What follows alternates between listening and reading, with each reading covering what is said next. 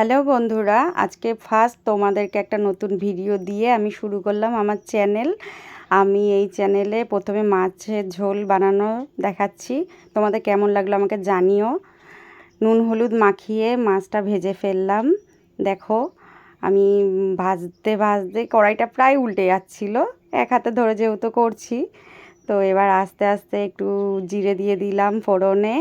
তেলটা গরমই হয়ে গেছিলো, আলু দিয়ে দিলাম, একটু নুন দিলাম, একটু হলুদ দিলাম, দিয়ে পেঁয়াজ বাটাটা দিয়ে একটু ভালো করে নেড়ে চেড়ে আবার একটু আদা রসুন বাটা দিয়ে দিলাম। এবার একটু একটা বাটির মধ্যে একটু জিরের গুঁড়ো, একটু লঙ্কার গুঁড়ো, একটু ধনে গুঁড়ো একটু জলে মিশিয়ে দিলাম, তাহলে কি বলো তো মশলাটা পুড়ে যাবে না।